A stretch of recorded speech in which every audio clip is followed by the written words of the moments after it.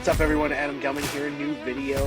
Um, I was hoping to have an opportunity to get some content going for Immaculate once we get the checklist, but unfortunately that hasn't happened yet. So I wanted to take some time here today and walk through some of the things that we've seen come across Superstar social media feeds because they've been doing signings leading up to the Royal Rumble. I think Panini actually took a lot of time going into signings at the Royal Rumble this week. So now that that's all taken care of, they're starting to tweet out some of the results, and it's been awesome to see some of these cards in practice.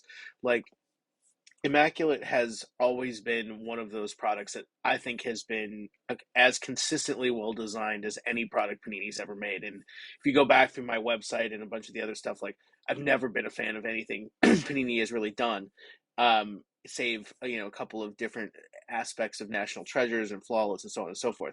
Immaculate has always been one of those sets that I've loved. And I don't feel like it gets a lot of the same sort of consideration that National Treasures does. Because I think National, if you look at like the rankings of like the way Panini sets are delivered, it's like National Treasures is kind of like the standard, and then it's Prism, and then you have fights between Immaculate and Select and a few others. Impeccable is not even on that list, really, in terms of value. But Immaculate's been around for a really long time, and it's been around in a space that has been ultra competitive. It's also got some really awesome chase cards as well. So NBA and NFL collectors have really gravitated towards it for those chase cards. Outside of that, like, it still plays, bridesmaid to the brides that are out there a lot of the time. And I think it looks a lot better than a lot of those sets have ever looked. And you look at like contenders and other things like that, like that has been a hobby standard since like 1998. Like, so Prism is more recent, 2012, National Treasures 2006. So Immaculate coming in into the focus around the same time that Prism did, like, it should have the same collector loyalty built up. It does in some of those cases, but in other cases it's still very much a lower value set than the other premium sets that Panini has released periodically throughout their existence in the NBA and NFL. For the first time, we're getting it in WWE, and I could not be more excited because we are kind of starved for content like this in a lot of ways. Like, Topps used to release maybe one set like this a year. When they put out Transcendent, it was two sets, but Transcendent was more autograph focused, not relic focused. Immaculate is much, much more relic focused, and hard signed, and autograph relics, and dual signatures, and all these other things that are coming. So really, as much as we got for Impeccable, which I thought was a tremendous set and really good looking, I think Immaculate is going to take it to that next level. Now, I also believe that Immaculate is going to be cheaper than Impeccable to buy by the box, because there's going to be 5 boxes per case instead of 3, and a lot of the content is going to be probably more spread out. So you're going to have probably a larger checklist with a lot more stuff and a lot more relics and a lot more things that, I think WWE collectors have hounded Topps for over decades of sort of collecting here. And for the first time, we're going to get this with Panini. So I'm going to go through some of the stuff that I think we've already seen and some of the things that we have already sort of gotten a clue as to what it's going to look like, how it's going to perform, stuff like that. And then as we get into the checklist, I'm going to hop back on with Ryan and Jameson from Exquisite Sports Collectibles to sort of break down the checklist once we actually get it. Because I think it was supposed to come originally, because it was originally going to come out like next week.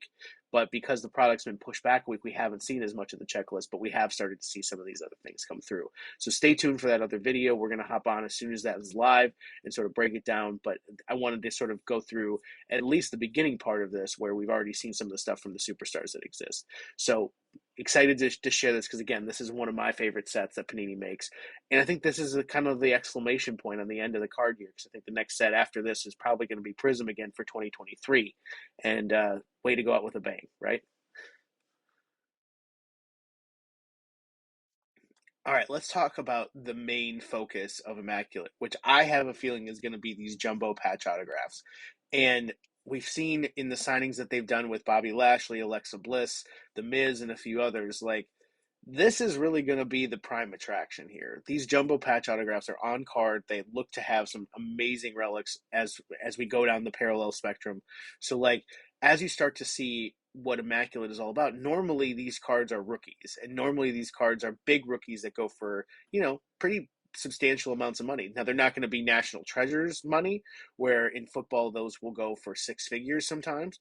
But if you look back at the history of Immaculate, like these jumbo patch autographs, these relic autographs that are going to be included in these sets, like those are the draw for Immaculate. They're usually rookies, but for this, we're going to get them for everybody. It looks like we're getting them for both veterans and rookies. And I think these cards look tremendous. Like the things that we got with National Treasures were like these insane relics, right? Like we saw the Roman Reigns like belt relic, we saw the Oscar ones, we've seen Becky Lynch that I was able to pick up that has a whole letter in it. Like having these jumbo sized pieces that are bigger than the usual one by one sort of swatches that we get in a card, like gives them a lot of room to show us what's on a wrestling t-shirt. And what WWE has always been so good about is just putting a ton of stuff on their t-shirts. So when you look at somebody like Asuka or Alexa Bliss or whatever, those t-shirts are usually full of color, full of pictures and stuff like that. Rey Mysterio, like we've seen all sorts of fun stuff. We also know that there's going to be a lot of different parallels. So they may start out pretty plain, but they will get down into the tens and the 101s that will have just insane things on them.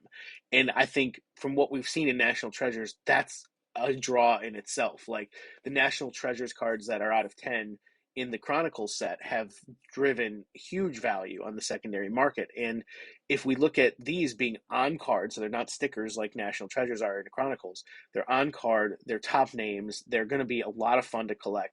I can see a lot of people trying to get as many of these as possible. But from what we've seen, like the one that The Miz sort of tweeted, or they tweeted out with The Miz, like had a ton of cool stuff in that relic.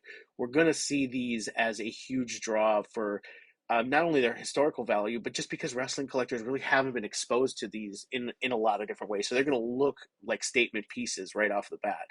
Now, in Impeccable, we did get on-card relics. We did get relic autos.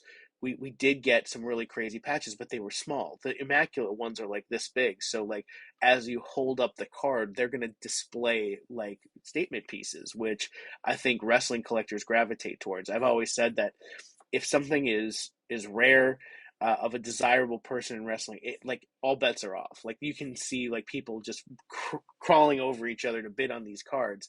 And there's ones even from National Treasures that have gone for insane amount of money because people compete, because these are the first time that we're seeing sort of cards like this. Topps is known for having matte relics which didn't have any color, or shirt relics that go back well into Undisputed, but those relics are like this big. So I mean, we really haven't seen a lot of these jumbo type relics with the autographs hard signed, and I think these are going to be huge, and I'm really excited to see how they turn out. Now, there's going to be value differentials that exist because the people like Becky Lynch and Sasha Banks and those types of Charlotte Flair. I know Sasha's not with WWE anymore, but like those level of people are like going to drive bigger money in their hugely popular cards than people like Chad Gable and Otis, right? So like there's going to be huge differentials between people at the top, the Roman Reigns, all the way down to like the people like the Miz, who may have awesome patches but maybe not getting the kind of money that we would expect from a card like that. So I think as we're going into these, like really keep an eye on those cards, because I know there's going to be a ton of competition. One thing that wrestling collectors are known for is super collecting. I know I am specifically looking forward to this. And like, so you're going to see there may be 10 copies of card, but it may sell for just an enormous amount of extra money because the relic is so cool. But yeah, this is the place that we want to be. This is always what we've wanted as wrestling collectors. And I hope that as they start to differentiate the relics over years, like we'll be able to point back at this and say like, oh, this is where it really started. So really excited about these. We'll go on to some other stuff here coming up. Now, as cool as some of the jumbo relic cards are, there's also smaller relics that are going to be included for autographs in the set. We've seen them as part of the sell sheet. We've seen Alexa Bliss signing hers and The Miz signing his, which has a logo component to it on the 101s. So, I mean, like, that's where I think they're going to have some opportunities to experiment a little bit, similar to what they did with Select and a few others. I'm not sure like how this is all going to sort of play out yet because we haven't seen enough of them to really get a good idea. But I think overall, like, this is going to have the best content that WWE cards are going to have over the course of a set in a year. So, like, when we move on to like the flat autographs, which are like just no relics, just autographs on a card, like you saw on the sell sheet, like there's going to be stuff like Immaculate Milestones, which will focus on similarly important people and the milestones in their career. I think there's probably going to be immaculate moments, which are going to be specific sets designed around a moment within the WWE. We could see signature moves, which is something that will sort of probably focus on their finishes or something like that. There's going to be a Hall of Fame set, which I cannot be more excited about because as much as I'm not a huge fan of wrestlers in tuxedos, like the card design itself looks absolutely awesome. But I think the key here is that these are all going to be on card. They all look like they're well designed per immaculate standards, and we're also going to get multi signed cards, which I think from the sell sheet we saw Undertaker and Kane. We haven't seen any of these signed in completion yet, but I'm sure that those will be coming. We'll get a checklist of which is going to be included. There could be triples, there could be quads. Those are happening in NBA and NFL. I don't know what the signings at the Royal Rumble will allow them to do because they have so many people in one spot that they can all do at once. Um, but yeah, I mean, like this is going to be crazy. Like I think that when we look at like things like the inscriptions, like we saw Dolph Ziggler signing his inscription cards, there's going to be a lot more on that checklist. Some of the top names will probably have some really awesome inscriptions. Plus, you add in like all of the other autograph content that's going to be part of this. Like this is going to be a mega set, and it's going to be a large set. So that's why when you have 5 boxes in a case, you may not have the level of compact content like we did for Impeccable. You're going to have things more spread out. It's also going to be cheaper per box, so you're going to be able to get a lot of these chances at a lot of these cards in a break. So if you join a group break, if you join some of these other areas and like on Whatnot where you're buying slots, there's going to be a lot more opportunity to sort of see that spread out. Impeccable, there was like 1 card per box, and there was only 3 that was good, and there was like a bunch of other content, but the main hit was like 1 per box, and it was at the end of the pack. Like Immaculate's going to be very similar to that, but there's going to be 5 boxes instead of 3, so you'll have 5 shots at some of these things in a case instead of 3. The other thing is like these flat autograph cards, which are going to have probably some of them are going to have an acetate finish, which is probably the first time that we've been able to see that in practice in WWE either. For those of you that aren't familiar with what that is, basically they take an acetate sort of clear transparent layer, print a photo on that, and the superstars sign that layer. It's attached to a regular cardstock back, so the card has like this depth to it, and it looks literally incredible in person. Like I'm sure, like if you just see a picture of it, it's not going to do it justice. I've had a few of these in hand, and they look tremendous. And I think the reason that Panini sort of has made these a focus for Immaculate is because this content has isn't going to be the top level national treasure stuff like we see with that in football and NBA, but it is something that they wanted to create like this unique experience for a collector to see like a new finish on a card like this acetate provides that just sets it apart. And I think there's a possibility we could see relics autographs with that finish on it too, but and we haven't seen previews of some of that stuff. Like I think they're hiding some of these things for us so we can be surprised when it comes out in the next couple of weeks. And like these are the things that drive Immaculate in the other sports, and I'm so excited because this is the first time that WWE collectors will be exposed to some of these treatments. And Panini's really made their name on a lot of these things. Like I mentioned in the intro, like Immaculate's been around for a long time, and a lot of these single autograph parallel sets have driven extreme value in NFL and NBA, and MLB and all the other sports that this has been a part of. So when you look at like the Immaculate moments or the Immaculate milestones, which I don't think would have parallels, like those are going to be functioning similar to what we saw with the Impeccable numbers cards, where there's like only one of them, and there's no one parallel, there's only 6 to 10 copies of it. Like that's going to be a chase, and you're going to have these player collectors who are populating most of what WWE represents just fighting over these cards. So I think like for me personally, like I'm looking forward to a ton of content, especially the multi-sign cards, which if Undertaker and Kane are a representation of the level of quality that these dual autographs are going to have. Like who knows what other combos we're going to have. I mean, we've seen in Prism, we've seen that they've been able to put together like Stone Cold Steve Austin and Bret Hart, or we've seen, all the different aspects of like Triple H and Shawn Michaels. Like, those are the types of things. And then from the women's side, like Becky Lynch and Charlotte Flair, stuff like that. Gunther and is probably going to have a pair with Pete Dunne again. Like, those are the types of things that I think wrestling collectors appreciate. I don't know how much the greater hobby appreciates without having an understanding of what those are all about. Um, we also know that like John Cena and Roman Reigns have had cards on Prism. Maybe that comes back. Or maybe we start to see new pairings, like maybe a Becky Lynch and Ronda Rousey, or a triple autograph with Becky Lynch, Ronda Rousey, and Charlotte Flair. Like, those are the types of high cost cards to produce that will produce high values on the secondary market that could be a part of this set.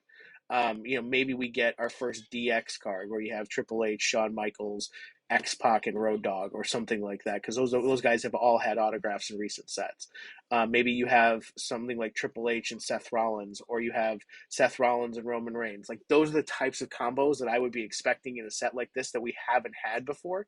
And we know that Undertaker, Stone Cold, um, you know, people like Hulk Hogan and Shawn Michaels, Bret Hart, they've all signed.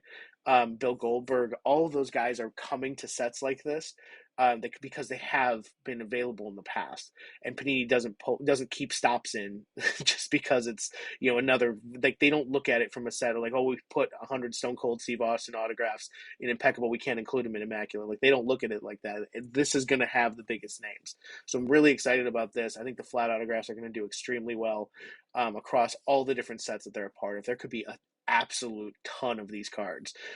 So you'll have your lower tier guys. You'll have people that are bench level players. In the NBA and NFL, sort of having sort of their sort of moment in Immaculate too, like people like Ivar and stuff like that will definitely be a part of this. Axiom, whoever from NXT, those guys will spread out the content in this box and these boxes. There won't be these giant hits every box, which is unfortunate because you'll have to buy a lot of it to get access to them, and the cards will be expensive to acquire on the secondary market. But overall, like, if you're a singles buyer, this is your product. Like, this is absolutely everything that you've been waiting for with WWE, and I cannot wait to see how that where it plays out. I'm going to continue to cover some other stuff here in other sections about relic cards and some of the chase stuff. So stay tuned. When you look at the relic content in the set, we're not talking about autograph relics. I think Immaculate is usually known for having um like these inclusions of like shoes and cleats and you know jerseys that have crazy stuff, hats, anything you can think of. Like, that's usually where this set sort of shines on this, for collectors in the NBA and NFL. Here, we've gotten some previews as well. About relic cards from like Rhea Ripley on the sell sheet. These are the ones that we're probably not going to see it previewed before the set actually comes out. We'll see who's on the checklist, but we won't actually get to see the cards probably until they're pulled from the box. We've seen Seth Rollins have that awesome looking relic card um, on the sell sheet. We've seen Rhea Ripley, which I think is going to be a leather jacket that she probably put on for them in one of the signings. We've also seen a mat with Steve Austin as part of the sell sheet. Like, those are going to be like, that mat I think is going to be from WrestleMania 38. So I mean, like, there's going to be historical significance to it. The other stuff is going to be player worn, but it'll be cool because it's not traditional relic content. It's not a T-shirt. It's not whatever. Like, hopefully they get a feather from like one of Charlotte Flair's robes or something like that, where things are going to have, alternate relics embedded in these cards. Studs from a leather or spikes from a leather jacket, that Rhea Ripley has worn is just one of those things that we've already seen sort of from this set. But these cards could be like incredibly thick as well. So we could see shoes, we could see boots, we could see gear. I don't think it's going to be ring worn gear. It'll probably be player worn, but it'll still be cool to see in practice.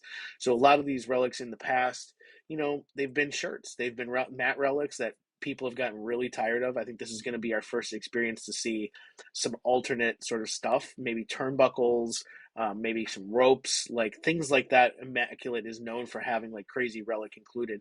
If you look at the NBA, they have like entire laced up shoes. Like they have a pump from like when Dominique Wilkins and Shaquille O'Neal wore Reebok pumps on their shoes. Like they have those in a card that you can pull from an NBA pack. So I mean that's sort of setting a high bar for how this is going to turn out in wrestling. But I mean, like we've seen like jumbo specialty memorabilia included as part of the sell sheet. So I'm hoping that these cards deliver as much as we expect them to. It's going to be really cool to see them in practice, and I know that's a key part of the set. But there's also going to be a lot of like the standard relics. I think with 8 cards in a pack is usually where Immaculate goes, maybe 10. Like you're going to have a couple of base cards, you're going to have a couple of non-autograph relic cards, you'll have 2 or 3 autograph cards. So like you're going to see a lot of this stuff, and I'm curious to see kind of what are some of the things that they're going to be included. I think the one of ones and the platinum level stuff is really what's going to drive value. You may have some pretty plain jumbo relics that are up to 99. Those probably won't have much value, but that's where the lower numbered parallels, like we've seen across all of Panini's wrestling stuff, tend to bring a lot more value on the secondary market. So really excited to see what they're actually going to include here. I'm going to finish up by talking about the chase element here because I think for the first time in a Panini set that's not built into like the specific like base set parallels or something like that, we're going to have a chase element. There's a couple of things I think we're going to have. One, this booklets. I hope that the Bloodline is not the only one that we get, but I think everybody would be perfectly content if it was. I expect there might be a few other booklet cards that might be included. I have yet to hear anything from Panini or anything from the completed cards that we've seen. These will probably be stickers because when you get into 8 people signing a card, that's really tough to execute, especially when Alpha and Sika are as old as they are. Um, but I would guess there's probably some other chase elements that we haven't seen yet. We were previewed this Bloodline booklet, which is just awesome looking to see Roman at the head of the table with everybody around him. But I think there's also other chase elements to the set that really aren't part of like the normal set content. And some of those will be logos. Some of those will be, one of one cards that I think everybody will be looking to chase. That's what those that's what happens when you release the set in the NFL and the NBA is like they put like the shields or the logo men from the jerseys into the card. They have a couple people sign their one of ones and they go for an absolute massive amount of money. We've seen them sell for 6 figures. There's Kobe Bryant ones that go for just an absolute gigantic amount of money. There's dual cards. There's triple cards. Like and when you look at this set in the NFL and NBA, like they really are some of the best chase cards that exist. National Treasures and Flawless have since incorporated those elements too, so it's not as special as it used to be. But it used to be where a lot of that stuff wasn't available in other sets except for Immaculate. So it's really cool to see that they've already shown us some of those cards and what they might look like in the sell sheet and some of the examples that we saw in the signings they've previewed on Royal Rumble. So like the Miz has a logo card. We've seen Alexa Bliss and a few others that have shown her one of ones. I think they're going to be some really cool looking cards that we just did not expect. I think there's going to be a lot of surprises here. So as we get into sort of reviewing the checklist, stay tuned for our video that we're going to post where we'll actually break it down set by set. So you can actually get a really good view of how everything is going to play out, who's on the checklist, where the focuses are, because there's going to be a lot of rookie content, there's going to be a lot of veteran content, there's going to be a lot of legend content. Like we've seen these things in practice already. We've seen people signing them. And I think it's going to be absolutely awesome to see them pulled from packs and actually in collectors' hands. You'll be able to appreciate them. But man, this is going to be one of those sets that people are going to remember, and I cannot wait for it to happen. Thanks again, everyone.